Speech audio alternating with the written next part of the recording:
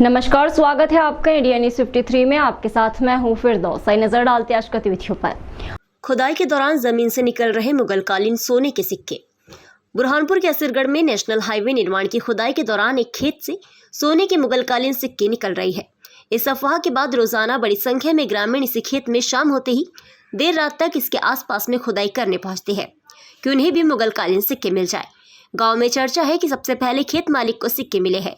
साथ ही गांव के कई लोगों को सिक्के मिले हैं, जिन्हें लोगों ने स्थानीय सराफा बाजार में बेच दिए हैं। पुरातत्वविदों के अनुसार पास में ही एक ऐतिहासिक असीरगढ़ का किला है। मुगल बादशाह के डर से उस समय के अमीर लोगों ने असीरगढ़ में पनाह ली थी और अपना जमा खजाना असीरगढ़ में गाड़ दिया था। इससे पहले भी यह सिक्के मिल चुके हैं।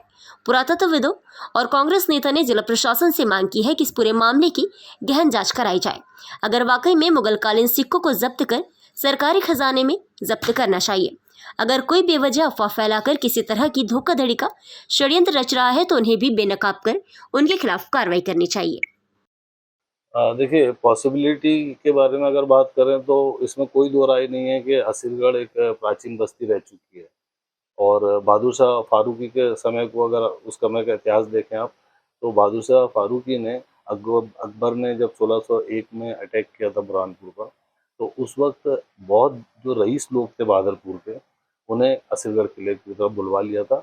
और आसपास जो बस्ती है वो बहुत बड़ी बस्ती थी और वहाँ पर सिक्के मिलना कोई हैरत की बात नहीं है।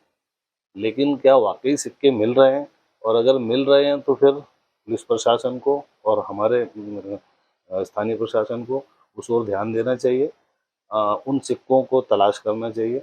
अगर वो सिक्के मिल जाते हैं तो फिर उसकी जांच होगी और हमें पता चल जाएगा कि किस समय के सिक्के बिल्कुल मिल सकते हैं।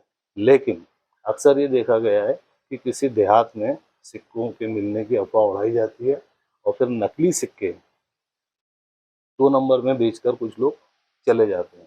तो ये एक साजिश भी हो सकती है। तो इस ओर पुलिस प्रशासन को ध्यान देना चाहिए और उन लोगों के बारे में जो ये अफवाहें उड़ा रहे हैं उन पर नज़र रखनी चाहिए। अगर सिक्के मिलते हैं तो फिर सिक्कों की जांच भी होनी चाहिए। बुरहानपुर के नेपानगर और असीरगढ़ के घने जंगलों के बीच नर बाघ शव मिलने से हड़कंप मच गया। घटना की सूचना मिलते ही सीसीएफ, डीएफओ, एनटीसीए सहित राजस्व विभाग और वन विभाग का अमला घटनास्थल पर पहुंचा, जहां 8 डॉक्टरों के दल ने घटनास्थल पर पहुंचकर बाघ का पोस्टमार्टम किया।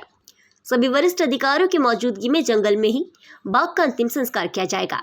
महाराष्ट्र के मेलघाट टाइगर रिजर्व से लगे होने के चलते कई बार बाघ के मूवमेंट होने के वीडियो वायरल हो चुके हैं, लेकिन वन विभाग ने इसकी पूर्व कभी नहीं की पुष्टि। यहाँ एक टाइगर का डेथ रिपोर्टेड हुआ था कल शाम को 6:30 बजे के करीब, और आज इसका पीएम अभी चल रहा है। और ये जो मेल टाइगर है, जिसकी तकरीबन 7 से 8 साल का उम्र बताई जा रही है, और जो एनटीसीए का प्रोटोकॉल है उसके तहत तकरीबन 8 डॉक्टर्स का अभी टीम इसका पीएम कर रही है। तो इसमें जो प्रिलिमिनरी जो ऊपर से दिखाई ऐसा नहीं लग रहा है कि कहीं पे शिकार हुआ है। उसके सारे जो ऑर्गन्स है वो इंटैक्ट हैं। दांत और जो मूछे के बाल और उसके पैर के नाखून पूरा इंटैक्ट है। बॉडी पूरी इंटैक्ट है इसकी। क्योंकि ये बुरहानपुर, मेलघाट और सतपुरा टाइगर रिजर्व के बीच में, कॉरिडोर के बीच में पड़ता है, तो कई बार ऐसा होता है कि टाइगर का मूवमेंट हमेशा रहता है इस जगह पर। और यहाँ पे जो खकनार और बोदरली रेंज में एक अभयारण्य का भी प्रस्ताव है, जो काफ़ी आगे स्टेज में जा चुका है। उसको भी क्रिएट करने का है इसके लिए वन्य प्राणियों के लिए। बुरहानपुर के कमल तिराहे से मैं हूं अभिमन्यु अभियान के तहत मैराथन दौड़ का हुआ आयोजन। एसपी ने दिखाई हरी झंडी। शनिवार को कमल तिराहे से मैं हूं अभिमन्यु अभियान के तहत एसपी देवेंद्र कुमार पाटीदार के नेतृत्व में मैराथन दौड़ का आयोजन हुआ। एसपी ने हरी झंडी दिखाकर शुरुआत की। एसपी देवेंद्र कुमार पाटीदार ने जानकारी देते हुए बताया कि महिलाओं और बालिकाओं के विरुद्ध हो रहे अपराध और घरेलू हिंसा रोकथाम और सुरक्षित वातावरण उपलब्ध कराने के उद्देश्य से अभियान चलाया जा रहा है। मैराथन का नेहरू स्टेडियम पर समापन हुआ। हमारा 3 तारीख से 12 तारीख तक मध्य प्रदेश शासन महिला शाखा द्वारा हमारा पुलिस मुख्यालय से जारी हुआ है। मूल उद्देश्य यह है कि महिलाओं के प्रति पुरुषों के मन में, बालकों के मन में एक सम्मान का भाव हो।